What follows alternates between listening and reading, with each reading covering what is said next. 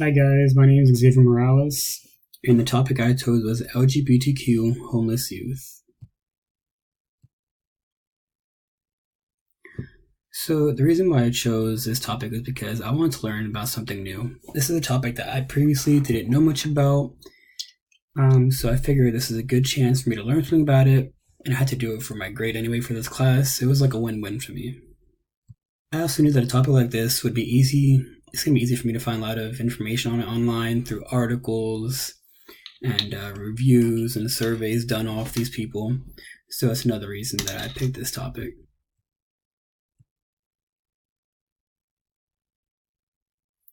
So what is the problem here? The problem is that there is way too many homeless youth or LGBTQ homeless youth in America. This is something that I figured that, there was a lot of them. I knew it was a problem, but it wasn't until I really started doing research that I realized the problem was a lot more significant than I thought it would be. LGBTQs make up for about 20 to 40% of all the homeless youth in America. That's almost 50%. That's so much. There is too much.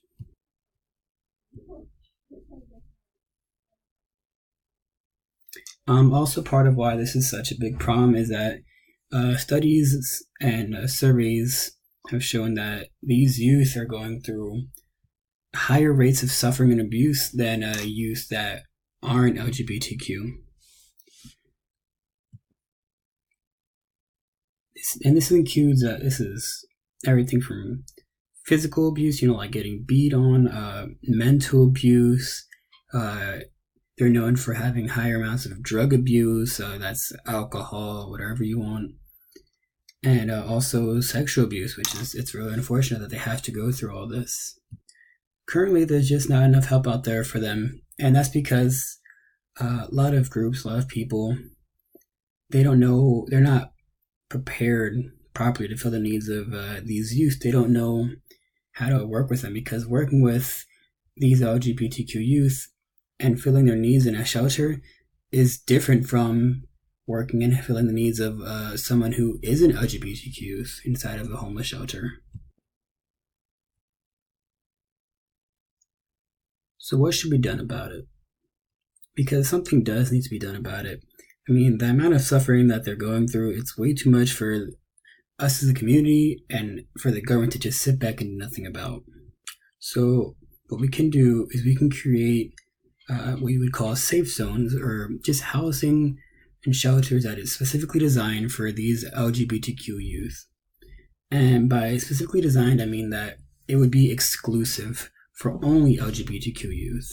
And the reason why they should be exclusive is because when they were asking people in the studies, and they were asking these youth, their interactions inside the shelter, a lot of them reported feeling uncomfortable inside the shelter because other youth in there that weren't comfortable with LGBTQ youth would abuse them inside the shelter. And a shelter for them, like it was their only place to be safe. This is why that it's important that these new shelters I'm proposing would be exclusive to only LGBTQ youth. So why will this be effective? Well, studies have also shown that LGBTQ youth feel more comfortable working and talking to other youth. So if we make sure that the people that are employed inside these new safe zones or housing are youth, then they'll feel more comfortable working with them, and this is going to help them feel more safe and understood inside these shelters. Also, to improve interactions between the police and these homeless on the streets, what we would do is have the local police work in collaboration with these safe zones and go through the same training that all their employees go through. That way, not only are these police better suited to deal with and treat the needs of these youth on the streets more effectively, but also they'll be able to guide them to this new housing. So overall, it'll be a more effective system.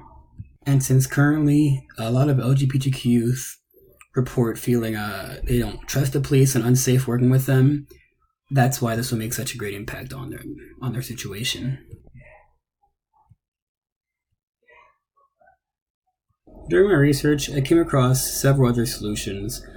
One group was they started asking these youths their preferred pronouns and sexual orientation, and this is in the hope that once they're in these shelters, they wouldn't feel like their identity doesn't matter. They would know that their sexual identity is cared for and they're seen equally. They're not going to be treated. They're going to be treated the way they should be.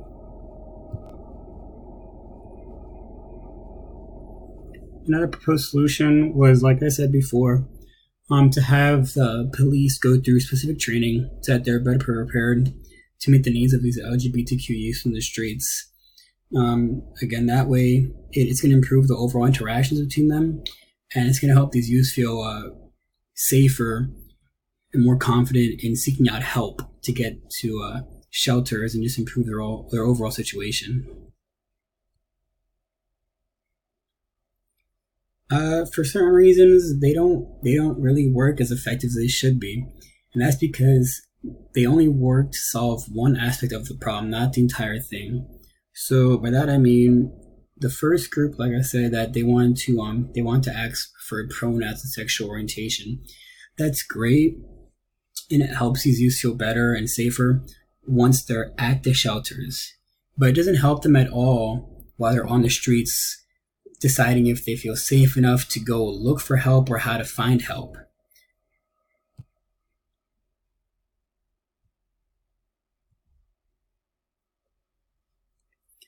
And the police solution, training them, that's also great for the streets because it's gonna improve their situation on the streets and make them feel safe and more confident in seeking out help from the police and probably getting to these shelters. But it's not gonna help improve the situation inside the shelter once they get there. So that's why both these solutions, and a lot of other solutions that are similar to this, they only partially work. They're not addressing the entire problem. Which is why I feel my solution is more effective and efficient. Because through my solution, whether they're on the streets or already in the shelter, because the police and these groups are going to work in collaboration, they're gonna feel better and safer in both. So it helps their situation whether they're on the streets or in the shelter. It's not just addressing one issue; it's addressing the entire issue. And all it's really going to take for this to become a reality, to happen, would be to have the communities reach out to the government and have some collaboration there, to have the government help fund this new organization and these housings, and then have the people within the community work there and build it up. So it can become a reality. Thank you for your time.